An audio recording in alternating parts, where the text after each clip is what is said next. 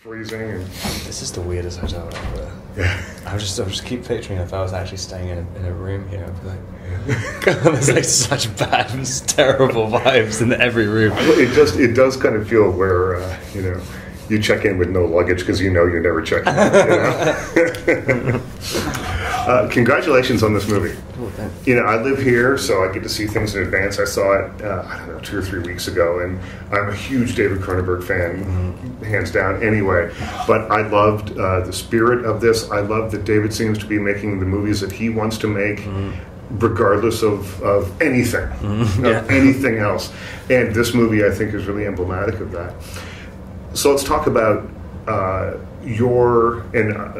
I'm not going to stray into the personal here, but huge star, you live in Los Angeles, you understand this world from the bottom up, I would think. So tell me a little bit about when you first saw this script and said, this is satirizing a world, like this is something I really know about. Yeah. I mean, I don't know, I mean, I've definitely, I feel like I've met a lot of the characters, kind of archetypal characters, or sort of. I feel like I've met examples of a lot of them. The young people, I think. There's the one scene where all the little girls are talking about people being menopausal and all that stuff. And it's just something about the tone.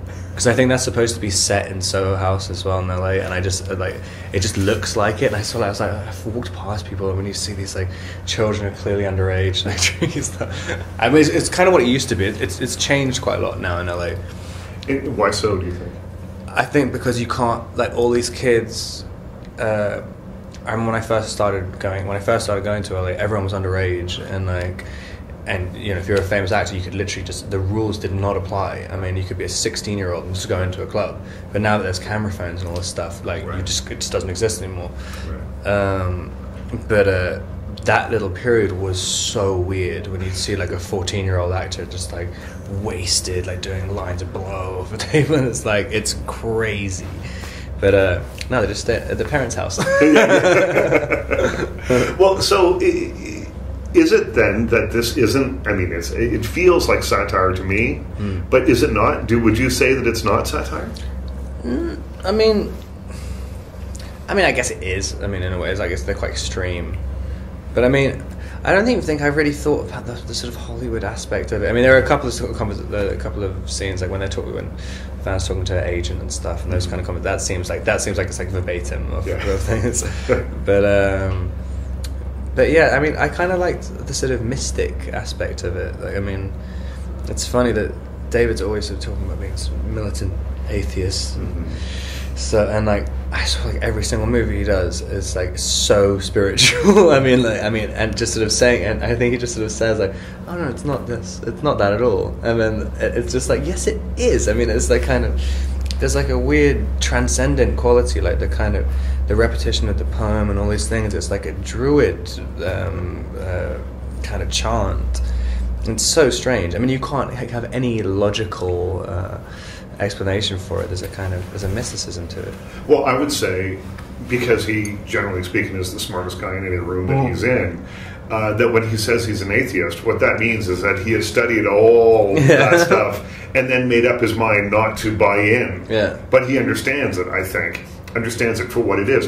Whereas, I could just blindly say, well, I'm a Christian, or I am, and which, without really thinking about it too much, I go to church, and and so maybe that's where the spiritualism comes from. Yeah.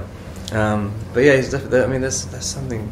I just the last scene of the movie, and maybe I'm just really into it because I'm a very spiritual person, and I'm just what are you talking about? Yeah, the last scene, I just always see this kind of weirdly transcendent thing. I mean, even on the altar of the burnt house and all this stuff, it's family as religion and stuff. And there's there's this kind of, and also the way the family reacts to each other. It's these kind of weird blood honor oaths with everyone. I mean, it's crazy, all these weird secrets. It's kind of all the priests hiding stuff in the Catholic Church and stuff. I mean, he's hiding these disgusting secrets which they all think are going to destroy them. It's funny, and just not wanting to confront anything. So your character I'm dying to say, have you always been spiritual? Or is it something that, because you've had an unusual life in that sense, sometimes I find that to grasp onto something makes everything that is so unusual feel grounded somehow. Yeah, I mean, I don't know. I think it's kind of something sort of like hope as well. I mean, I just like the idea of there being some kind of little magic realm. Yeah. Like, I mean, I don't know. Someone told me the other day that the best proof of the existence of heaven is that good people aren't rewarded enough in reality. And I was like, I kind of agree with that. That's awesome. I love that. Well, we should we'll tweet that out to David right now and see how he responds.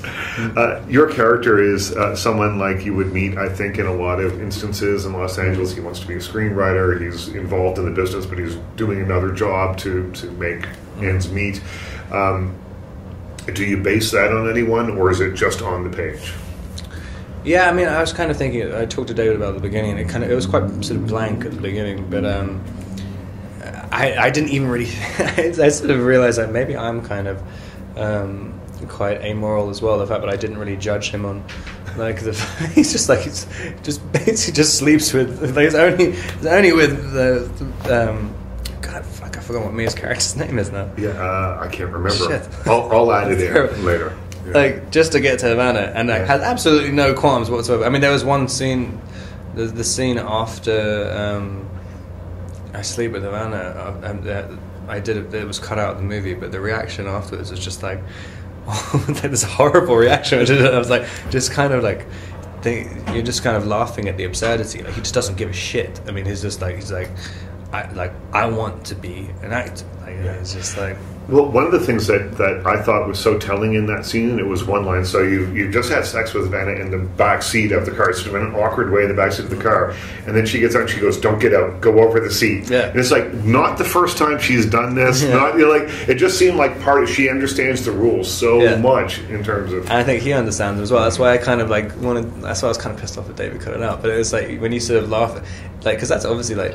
You know, if you're like actually like someone and you're having sex with them and saying like, I don't want anyone to see you do this, it should affect you in some way, and like it just doesn't affect Jerome, which is like fuck it.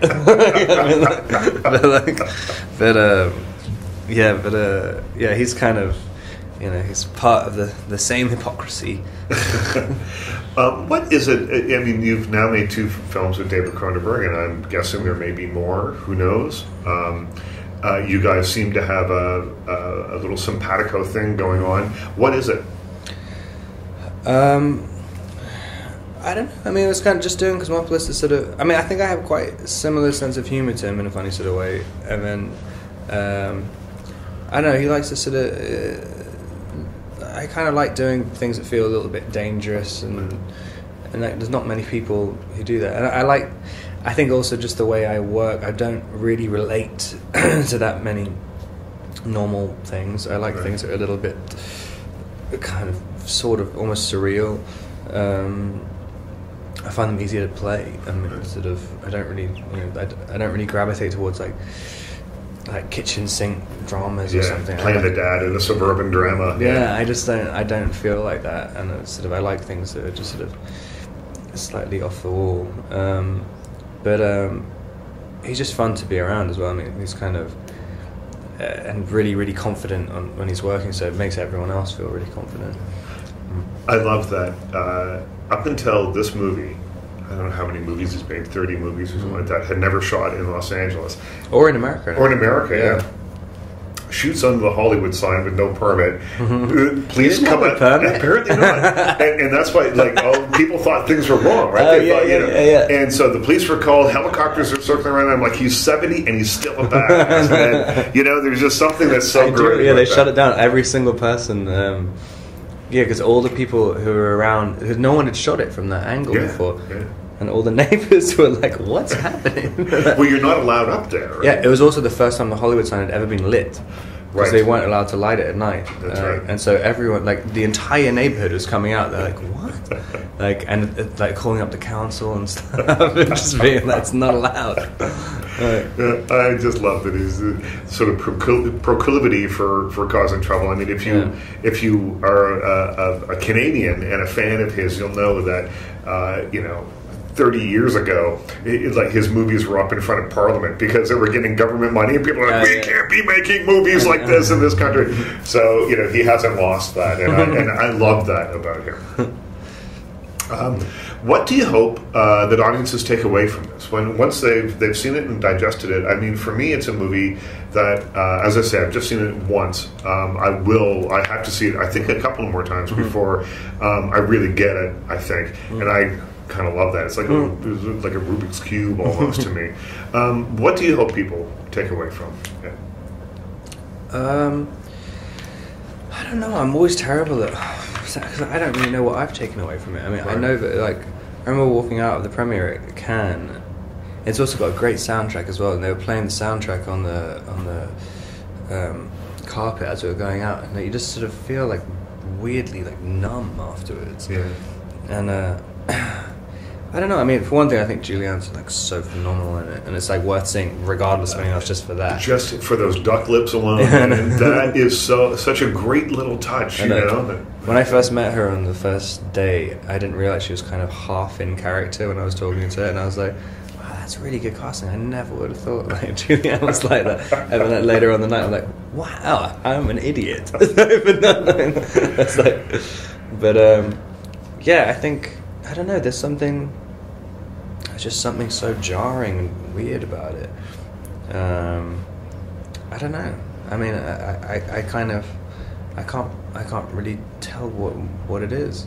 But it must be an unusual situation to see your movie at Cannes like that, and then walk out, and you don't have I would have time for quiet reflection if I wanted to go have a coffee. You walk onto a red carpet, and there's things happening that make it a different experience for you than it would be for anybody else. And then you go to, especially at Cannes as well, when you go to the party afterwards, and everyone wants to like do a detailed critique of it. Everyone's a film critic afterwards, and you're just like, and you're just like kind of drunkenly listening. Just I just want to have a drink. Looking for a cheeseburger.